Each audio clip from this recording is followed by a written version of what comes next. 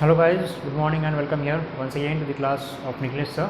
आज हम यहाँ पे फिजिक्स का हमारा आगे का जो टॉपिक है वेक्टर्स का, वो हम कंटिन्यू करने वाले हैं। मैंने मेरे प्रीवियस क्लास में जो था, मेरा फर्स्ट लेक्चर का जो था वेक्टर लेसन पे, उस लेसन में या उस टॉपिक में या उस लेक्चर में मैंने आपको डिस्कस किया था कि एक्चुअली क्वांटिटीज़ है वो कितने टाइप्स के होते हैं।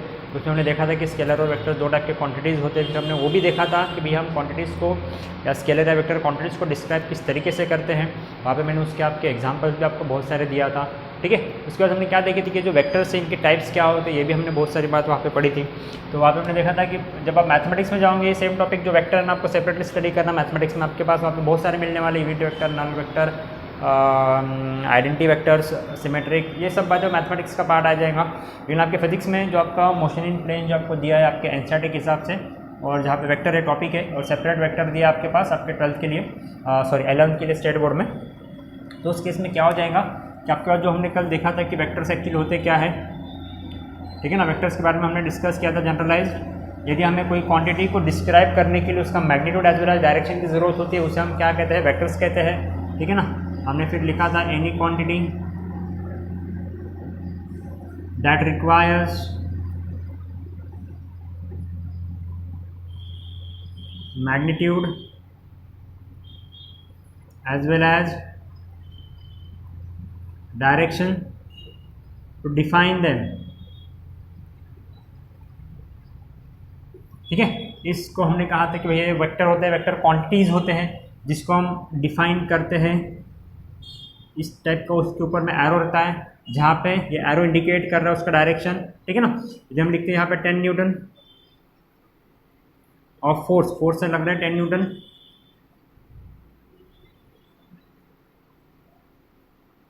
इन डाउनवर्ड डायरेक्शन, इसका मतलब क्या कि भैया 10 न्यूटन आपका क्या बन गया, उस वेक्टर क्वांटिटी का ये आपका मैग्नीट्यूड बन गया, ओके। और डाउनवर्ड डायरेक्शन ये आपका क्या बन गया, ये आपका डायरेक्शन बन गया, ठीक है। तो जब मुझे कोई क्वांटिटी को डिफाइन करने के लिए, डिस्क्राइब करने के लिए मैग्नीट्यूड के साथ साथ डायरेक्शन की जरूरत होती है, उस टाइप के क्वांटिटीज को हम वेक्टर्स कहते हैं। इसके बाद हमने वहाँ पे देखा था हमारे प्रीवियस क्लास में, जिसमें रिवाइज कर रहा फिलहाल, प्रीवियस क्लास में हमने देखा था टाइप ऑफ वेक्टर्स देखे थे हमने।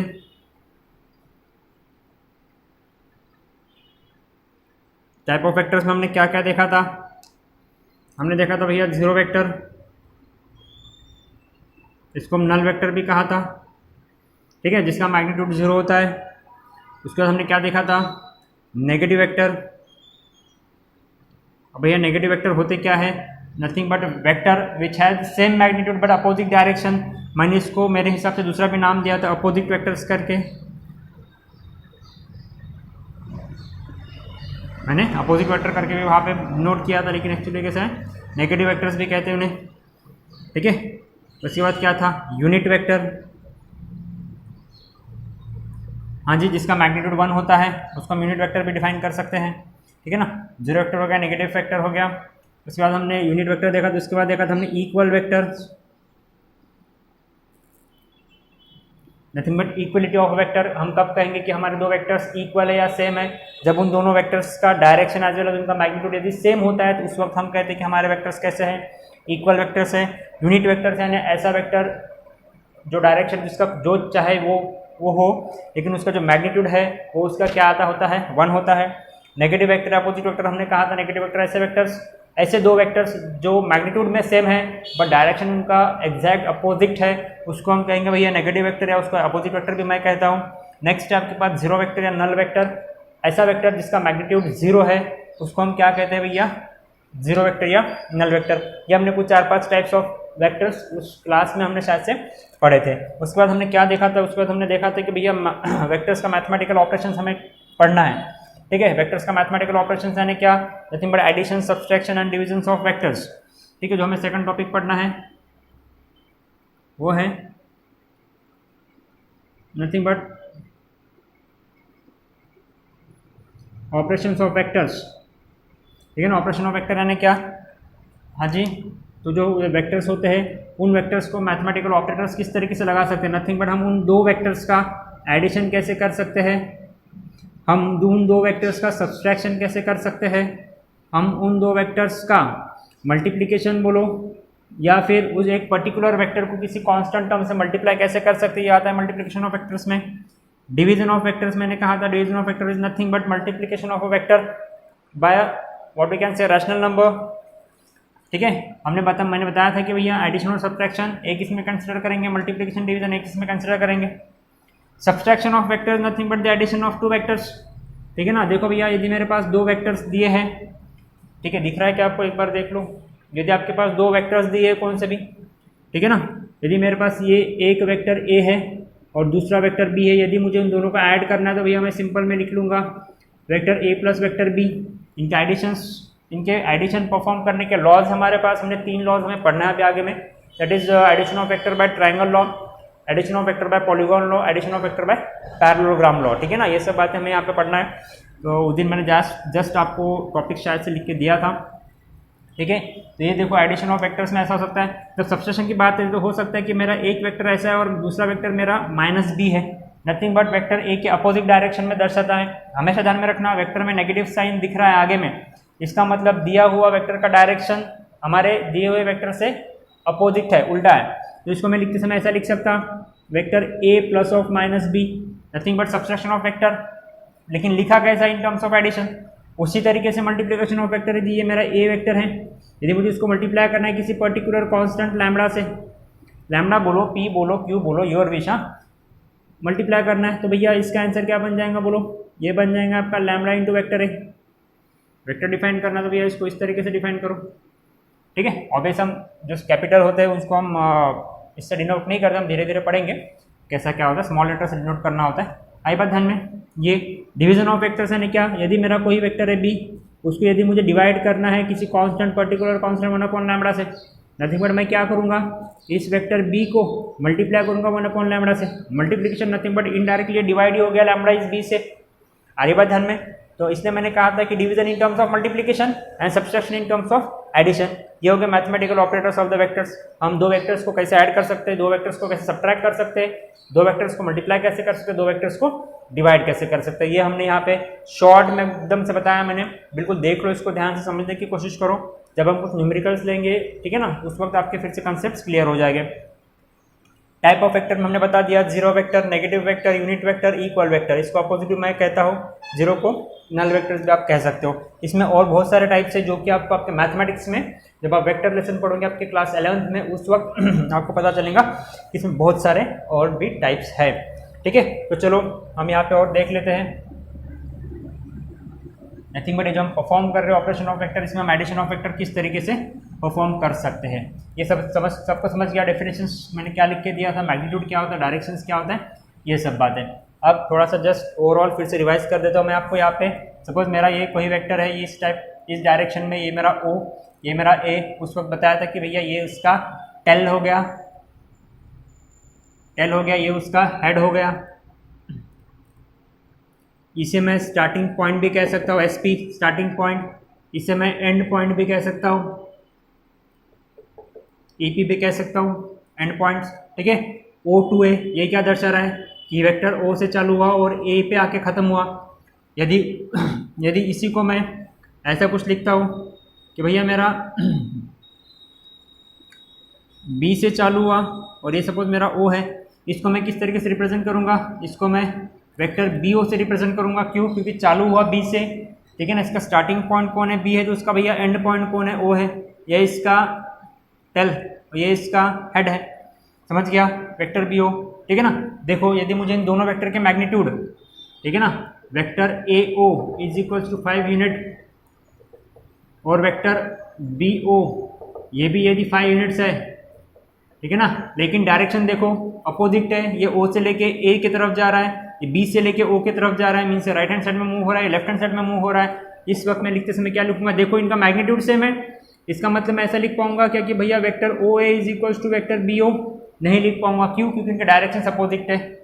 आगे बात ध्यान में, मैं लिखूंगा यहाँ पे vector O A is equals to minus of vector B O. इसका मतलब क्या दर्शा रहा है कि दोनों के डायरेक्शंस अपोजिट है।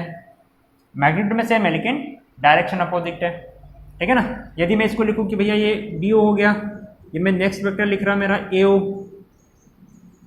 ये हो गया वेक्टर ए ओ।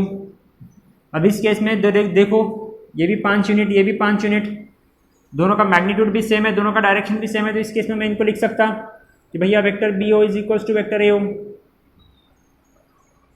लिख सकता। क्यों? क्योंकि दोनों के डायरेक्शन सेम है। यहाँ पे नेगेटिव साइन क्या इंडिकेट कर रहा है कि ये वेक्टर बी ओ का जो डायरेक्शन है ना वो वेक्टर ओ ए के डायरेक्शन के बिल्कुल अपोजिट है। इक्वल साइन क्या इंडिकेट कर रहा है कि भैया इनके मैग्नीट्यूड सेम है। ये सिंपल कंसेप्ट है आपको, जो कि आपको ध्यान में रखना है। आई बात ध्यान में? ये देख लो, बेसिक रिप्रेजेंटेशन ऑफ वेक्टर्स में एकदम सिंपल तरीके से बता रहा हूँ। आई बात ध्यान में? ओके हाँ, अभी देखो इसी टाइप से यदि मुझे इन दो वेक्टर्स की सपोज ऐड करने की कोशिश आए, मीन्स नौबत आए, तो मैं इनको ऐड कैसे करूँगा, ये चीज़ ध्यान में रखना। टेल कौन सा, हेड कौन सा, स्टार्टिंग पॉइंट कौन सा, एंड पॉइंट कौन सा है। यदि सपोज मेरे पास कोई भी दो वेक्टर्स है, वेक्टर ओ ए, यदि मेरा दूसरा वेक्टर है वेक्टर ओ बी, ठीक है। जब कभी भी मुझे दो वेक्टर्स को ऐड करने की ज़रूरत आए, ठीक है ना, तो इन दो वेक्टर्स को किस तरीके से ऐड किया जाता है, ठीक है, ये भी मैं आपको बताऊंगा। ये हम पढ़ने वाले हमारे 3 टॉपिक्स एडिशन ऑफ वेक्टर्स के लिए मैंने बताया था, ठीक है। उससे भी पहले थोड़ा सा ले लेता मैं कि भैया रिजल्टेंट ऑफ अ वेक्टर्स क्या होता है। क्या बोला मैंने? रिजल्टेंट ऑफ अ वेक्टर क्या होता है। जो मैंने टाइप्स ऑफ वेक्टर बताया ना, उसमें एक और आप ऐड कर सकते हो, 5वां type, nothing but the resultant of vector add कर सकते हो। हाँ जी, तो रिजल्टेंट ऑफ वेक्टर क्या होता है? हाँ जी बोलो, रिजल्टेंट क्या होता है? सिंपल कंसेप्ट है, जनरलाइज्ड कंसेप्ट है। रिजल्टेंट एंड नथिंग बट सबका कॉमन चीज, सबका इक्विवेलेंस। हम उसको नॉट कॉमन नहीं बोल सकते, इक्विवेलेंस बोल सकते हैं। रिजल्टेंट नथिंग बट सपोज मेरे पास 2 या 2 से ज़्यादा वेक्टर्स है या कोई भी क्वांटिटीज है, उन 2 या 2 से ज़्यादा क्वांटिटीज को मैं रिप्रेजेंट कर रहा हूँ यदि सिंगल क्वांटिटी से, ठीक है ना। तो सिंगल क्वांटिटी इक्वल इफेक्ट दर्शा रही है जो उन 3 क्वांटिटीज के द्वारा दर्शाया जा रहा था, तो मैं उस सिंगल क्वांटिटी को क्या कहने वाला हूँ, मैं उन सिंगल क्वांटिटीज को क्या कहने वाला हूँ, उसको कहने वाला हूँ मैं resultant of that 3 quantities. Resultant of that 3 quantities. क्यों? क्योंकि 3 क्वांटिटी के द्वारा जो इफेक्ट हो रहा था किसी पर्टिकुलर बॉडी पे, वो सेम इफेक्ट उस सिंगल क्वांटिटी के द्वारा भी हो रहा है। इसीलिए मैं क्या कह सकता हूँ, इन तीनों का रिजल्टेंट नथिंग बट एक सिंगल क्वांटिटी से रिप्रेजेंट कर सकता हूँ। आई बात ध्यान में? समझ गए हो? सिंपल कंसेप्ट समझा रहा। आप यहाँ पे खड़े हो पॉइंट ओ पे, आपने यहाँ से राइट में 5 निकला, 5 सेंट मीन्स समझ लो ये आपके डायरेक्शन है, ठीक है ना। ये ईस्ट, ये आपका वेस्ट, ये आपका नॉर्थ, ठीक है ना, कुछ आपका साउथ आप पकड़ ले रहे हो, ठीक है ना। तो भैया ये ईस्ट में कितना गया? 5 गया। उसके बाद ये नॉर्थ में फिर से कितना गया? 3 गया सपोज, ठीक है। फिर से क्या किया, फिर से क्या किया, वेस्ट में फिर से ये 2 गया, ठीक है ना। तो टोटल उसने कितना किया, टोटल उसने कितना ट्रैवल किया? 5 3 2 5 और ये 3 + 2 5, 10 किलोमीटर उसने ड्राइव किया। सपोज मैं किलोमीटर या मीटर की बात कहूँ तो, ठीक है। तो इनका रिजल्टेंट मैं ऐसा नहीं कर सकता, ये तो शॉर्टेस्ट पाथ हो गया, ऐसा मत कंसिडर करो, जिसमें बता रहा हूँ आपको एग्जाम्पल के तौर पे। तो अब ऐसे ये ओ था, ये ए था, ये बी था, ये सी था, ठीक है ना। यदि मुझे यहाँ रीच करने के लिए 10 किलोमीटर उसने ये क्या किया, इधर मूव किया, ये इधर मूव किया, ये इधर मूव किया, ठीक है ना, ठीक है। तो इतना टोटल डायरेक्शन टोटल इसने मूव किया है, कितना सेंटीमीटर्स में मूव किया। यदि मैं ये पूरा 10 सेंटीमीटर का ऐसा ना करता हूँ, यदि मैं सिंगल किसी वेक्टर से रिप्रेजेंट करता हूँ जो क्या दर्शा रहा है, जो इन तीनों का एडिशन दर्शा रहा है, O to C, nothing but 5 + 2 + 3 = 10 metre यदि ये दर्शा रहा है, तो ये कहलाएगा O to C। OC कहलाएगा रिजल्टेंट। क्या कहलाएगा? क्या कहलाएगा? रिजल्टेंट कहलाएगा। किसका?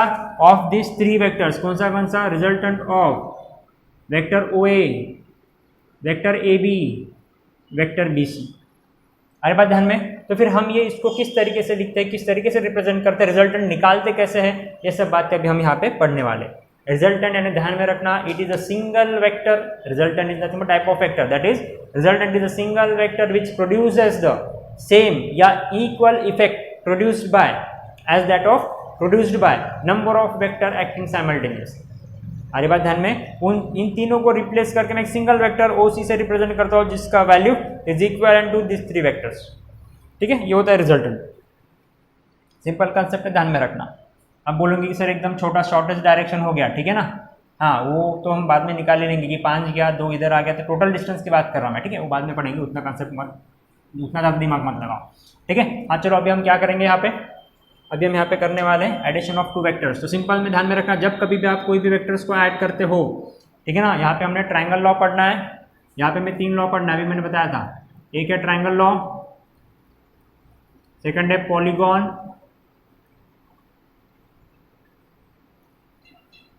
थर्ड है parallelogram.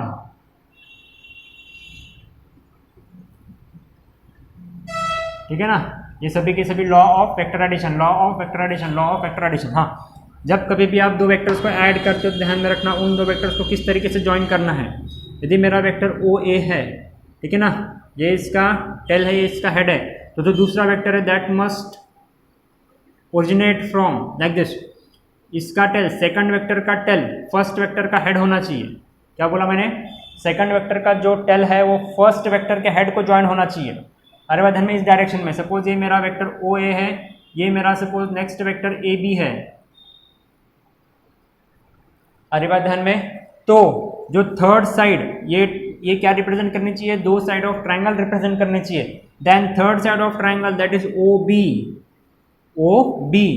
Will represent the resultant of the these two vectors. यदि मैंने इसको वेक्टर ए दिया, ठीक है, यदि मैंने इसको वेक्टर बी दे दिया, अरे बात ध्यान में, ठीक है, यदि मैंने इसको वेक्टर ए दिया, यदि मैंने इसको वेक्टर बी दिया, तो ओ बी वेक्टर, इसको हम क्या कहलेंगे? ये क्या कहलाएंगे? रिजल्टेंट कहलाएंगा। ठीक है ना, रिजल्टेंट। अब रिजल्टेंट वेक्टर ओरिजिनेट कैसा होना चाहिए? जैसा हमने कहा था कि two vectors must represent the two side of a triangle such that end point of first vector must meet the starting point of second vector. Okay, then the resultant of these two vector is given by a line joining tail of first vector and head of second vector. That is line joining the starting point of first vector and the end point of second vector. ये है आपका triangle law of vector addition.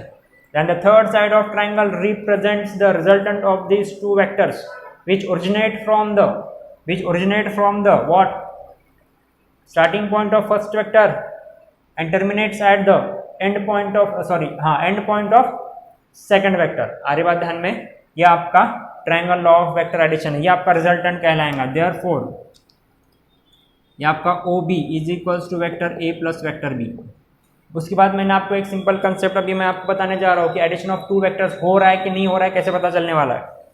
ठीक है, इनका direction क्यों matter करता है? देखो, जब कभी मुझे ऐड करना है कि वेक्टर सपोज ये ए ओ है प्लस वेक्टर ए बी है, तो ही इन वेक्टर्स ऐड होंगे, इसका रिजल्टेंट ओ बी निकलेगा। कैसे? ध्यान में रखना, ये पास वाले प्लस रहने दो, एडिशन साइन के अगल बगल वाले दोनों जो वेरिएबल है वो सेम होना। ए है करके कैंसिल बन गया, रिजल्टेंट जो निकल के आना है वो एंड वेक्टर्स का रहेगा ओ बी का। उसी तरीके से यदि आपको करना है कि भैया ए ओ वेक्टर मेरा एक है और दूसरा वेक्टर मेरा ओ सी है, तो भैया इसका रिजल्टेंट क्या निकल के आएगा? इस रिजल्ट निकल के आएगा वेक्टर ए सी, क्योंकि भैया ओ कैंसिल। यदि आप कहना चाहो कि भैया मेरा vector O A plus vector सी ओ को ऐड करो, तो भैया इनका एडिशन पॉसिबल नहीं है। क्यों? क्योंकि इनका जो कनेक्शन है वो कनेक्शन इस टाइप से नहीं है। ठीक है ना, हेड टू टेल नहीं है। समझ रहे हो? ये इसका क्या हो गया? ये इसका टेल हो गया, ये इसका हेड हो गया, इसका टेल हो गया, पिछवाड़ा ये आगे वाली साइड। ठीक है, समझ गया ना? ये हेड और ये इसका tail, head to tell connection ये नहीं है, तो भैया इनका एडिशन होगा। क्यों? क्योंकि ये प्लस साइन है, प्लस साइन के अगल में इधर में सी है, बगल में जीरो ओ है, ये दोनों कैंसिल होंगे कि एक दूसरे के साथ सेम है क्या? नहीं होंगे। इसका निकलेगा क्या? नहीं। इसके लिए मुझे सॉल्व करना तो क्या करना पड़ेगा? डायरेक्शन चेंज करना पड़ेगा। Vector O A plus of minus vector O C. समझ गया? डायरेक्शन चेंज कर दिया, सी टू ओ था, मैंने ओ टू सी कर दिया। आगे बात ध्यान में, डायरेक्शन मुझे अपोजिट करना है, तब जाके इनका एडिशन परफॉर्म हो सकता है या सब्सट्रैक्शन परफॉर्म हो सकता है। समझ में आ रही है बात? और यही आपके रिजल्टेंट्स कहलाएंगे। ठीक है, तो ये बात कहाँ की होगी? यदि आपके पास कोई भी दो वेक्टर्स दिए हैं, तो तीसरा vector nothing but third side of the triangle आपका रिजल्टेंट रिप्रेजेंट करेगा इन दो वेक्टर्स का। इसीलिए इसको नाम दिया गया है triangle law of vector addition. क्यों? क्योंकि हम इसको एक ट्राइंगल के तहत ट्रीट कर रहे हैं और ट्राइंगल के तहत पढ़ रहे हैं, क्योंकि यहाँ पे सिर्फ 3 साइड्स मिल रहे हैं, जिस दो वेक्टर्स है और तीसरा हमारे पास उन दोनों का रिजल्टेंट है। यदि मुझे सेम टॉपिक पढ़ना है, यदि मेरे पास 2 या 2 से ज़्यादा वेक्टर्स है, उनका एडिशन परफॉर्म करना है तो फिर मुझे क्या करना पड़ेगा, फिर मुझे ऐसा मैथमेटिकल या ज्योमेट्रिकल एक फिगर ढूंढना पड़ेगा जहाँ पे साइड्स या जिसके साइड्स 2 से ज़्यादा हो या 3 से ज़्यादा हो। ऐसा कौन सा ज्योमेट्रिकल फिगर है, बहुत सारे हैं, लेकिन हम उसको जनरलाइज में क्या कहते हैं, पॉलीगॉन कहते हैं। क्या कहते हैं, पॉलीगॉन कहते हैं। तो इसीलिए हमारे पास सेकंड टॉपिक पढ़ने वाले पॉलीगॉन लॉ। वो क्या होता है, polygon law of vector addition. ठीक है, अब हम polygon law of vector addition किस तरीके से पढ़ेंगे देख लो। ये मेरा फर्स्ट था, यहाँ पे हम सेकंड पढ़ रहे हैं। यदि मेरे पास ये एक वेक्टर है जो ओ से चालू हुआ, ठीक है ना, ये ए, ये मेरा सेकंड वेक्टर आ गया यहाँ पे वेक्टर बी, ये मेरा थर्ड वेक्टर आ गया यहाँ पे वेक्टर सी, ये मेरा फोर्थ वेक्टर आ गया यहाँ पे वेक्टर डी। आई बात ध्यान में, स्टार्टिंग पॉइंट था मेरा ओ, यहाँ से चालू हो गया एक vector A, second vector B, third vector C और फोर्थ वेक्टर है डी। ये 4 वेक्टर्स है मेरे पास। तो फिर इन चारों वेक्टर्स का एडिशन हम किस तरीके से करेंगे, इनका रिजल्टेंट कैसे निकालेंगे, ठीक है ना। इनका रिजल्टेंट निकालने के लिए ध्यान में रखना नंबर ऑफ साइड्स है, इसीलिए हमने इसको नाम दिया है पॉलीगॉन। ठीक है ना। तो फिर ये देखो ओ से ए से बी से सी से डी। तो ये जो इसका थर्ड साइड है जो क्या करेगा, लास्ट साइड, ऐसा साइड जो फर्स्ट वेक्टर का फर्स्ट वेक्टर का स्टार्टिंग पॉइंट से लास्ट वेक्टर के एंड पॉइंट को ज्वाइन कर रहा है, इसको हम कहेंगे resultant of this 1 2 3 4 vector, nothing but O D, vector O D. ठीक है, therefore vector O D is equal to equivalence of vector A plus vector B plus vector C plus vector D.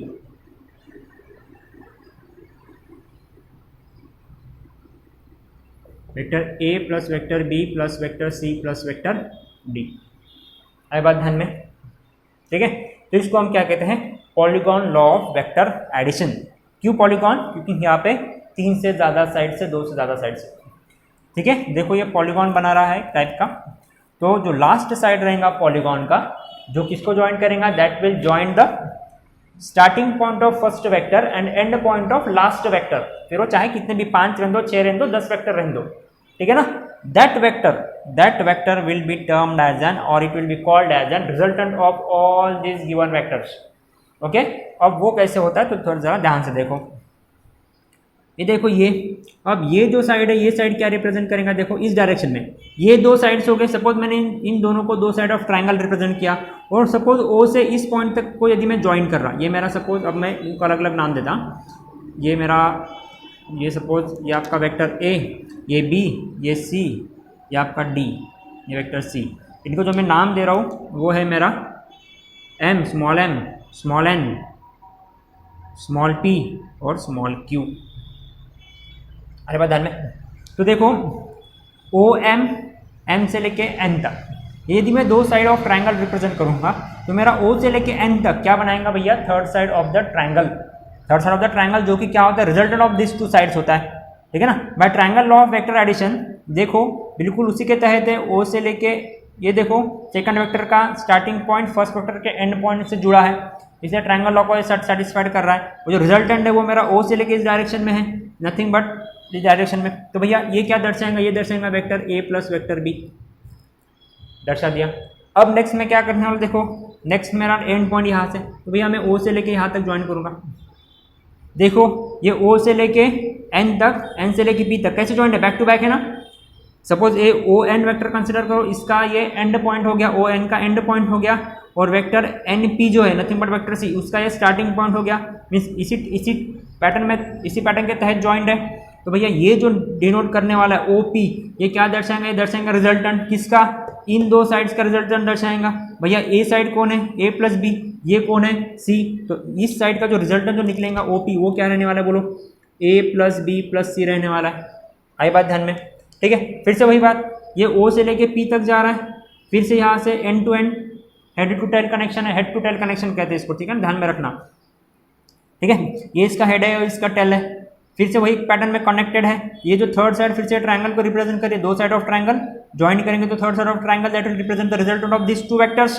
भैया ये वाला वेक्टर कौन है, ए प्लस बी प्लस सी, ये vector D है। तो भैया मेरा ओडी क्या रिप्रेजेंट करने वाला है, ओडी मेरा रिप्रेजेंट करेगा vector A plus vector B plus vector C plus vector D. जी हाँ, नहीं रिप्रेजेंट करेगा क्या, by using triangle law of vector addition. ठीक है, तो यही आपका nothing but polygon law of vector addition है, जिसको हम डिस्क्रिप्टिव में लिख सकते हैं। आगे बात ध्यान में, बड़ा ही सिंपल है, इसको कंसेप्ट को समझो।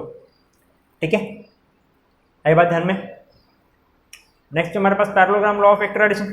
अब parallelogram law of vector addition is nothing but what, देख लो यहाँ पे दो triangle back to back connect करते हैं हम लोग।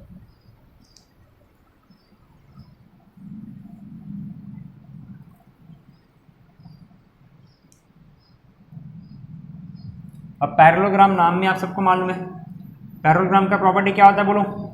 Opposite sides are equal and parallel, opposite sides are equal and parallel. ये मेरा ए बी सी डी, ये मेरे क्या है, वर्टाइसेस है, ठीक है। यदि मेरा ये वेक्टर P, ये वेक्टर Q, ये वेक्टर R, ये वेक्टर S, अरे ध्यान में, ठीक है ना। तो इसको लिखते समय देखो कैसा लिखोगे, यदि ये हो गया ये इस डायरेक्शन में, ये head to tell connection, head to tell connection, head to tell connection, हाँ, ये फिर ये ऐसा हो जाएगा।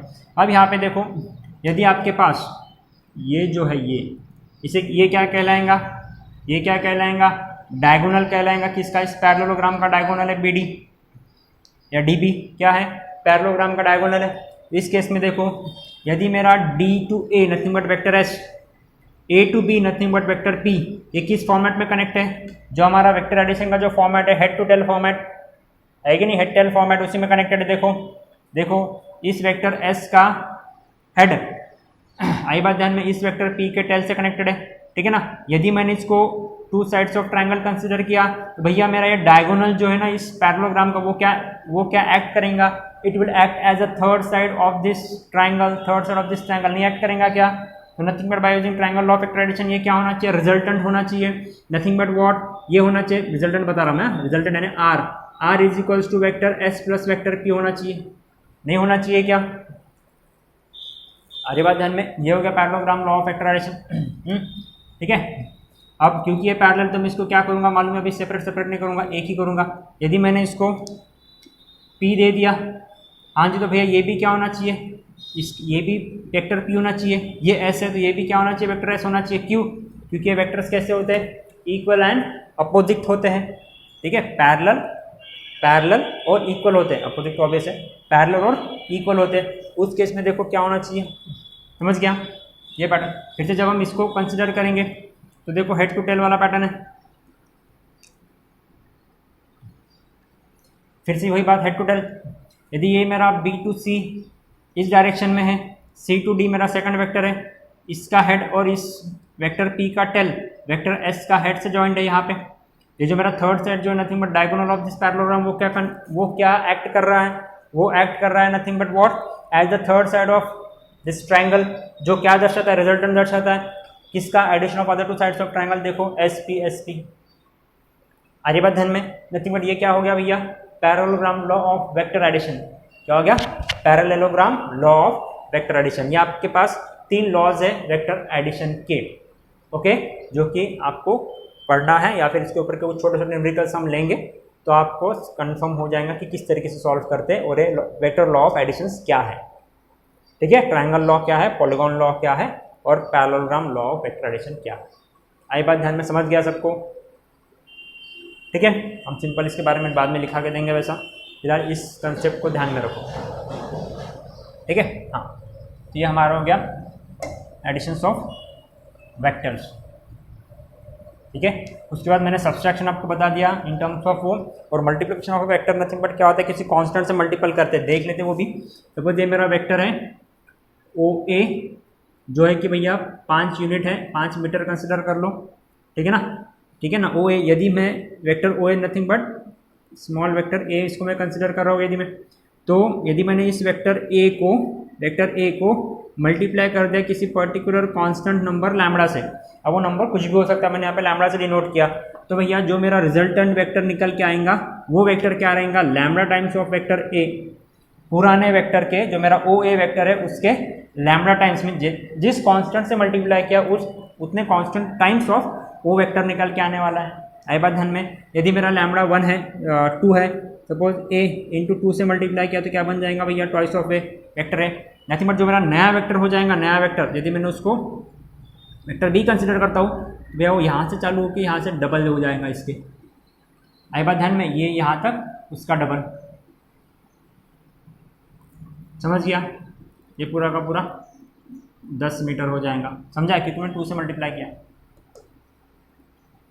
आए बात ध्यान में? उसी को यदि मैं हाफ करता हूँ तो ये कैसा है? पॉजिटिव कांस्टेंट से मल्टीप्लाई। कैसे क्या करेंगे हम लोग? पॉजिटिव कांस्टेंट से मल्टीप्लाई करेंगे तो हमारा जो गिवन वेक्टर है वो वेक्टर उतने नंबर ऑफ टाइम से क्या हो जाएगा? बढ़ जाएगा। यदि हम वही बात यदि नेगेटिव कांस्टेंट से मल्टीप्लाई करते हैं तो क्या हो जाएगा?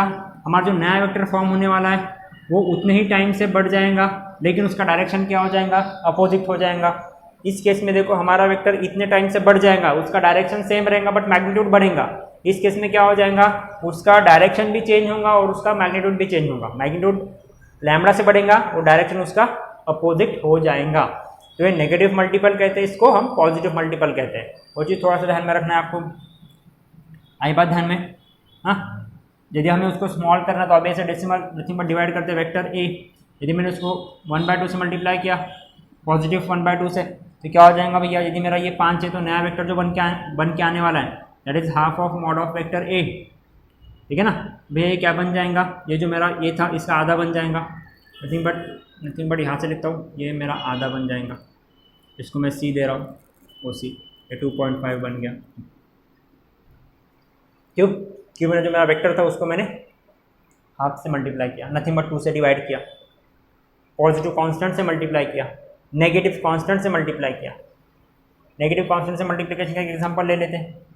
यदि मैंने a into minus 1.5 2/3 1.5, nothing but क्या हो जाएगा? ये 1.5 से बढ़ेगा लेकिन अपोजिट डायरेक्शन में आएगा। ठीक है ना? तो ये क्या बन जाएगा बोलो? इसका डायरेक्शन सपोज मैं लिख रहा हूँ यहाँ पर, ओ से लेके ये 1 था, ये 1.5 पकड़ लो, ये b, लेकिन इसका डायरेक्शन क्या रहेगा? ये इस डायरेक्शन में रहेगा। B2O क्या रहेगा? ये B2O। ये क्या थे? O2B था, O2A था, O2C था, ये क्या बन जाएगा? B2। आपको दूसरा नाम देना तो D दे दो, D2। अपोजिट डायरेक्शन बड़ा है, मैग्नीट्यूड बढ़ा, कितने से बढ़ा? 1.5 से बढ़ा, तो पुराने से 1.5 बढ़ा, लेकिन नेगेटिव डायरेक्शन क्या दर्शा रहा है? अपोजिट डायरेक्शन उसका। आए बात ध्यान में? तो ये सब चीज़ें हमें हमारे बेसिक्स ऑफ वेक्टर्स में पूरा पढ़ना है। ठीक है? हाँ जी।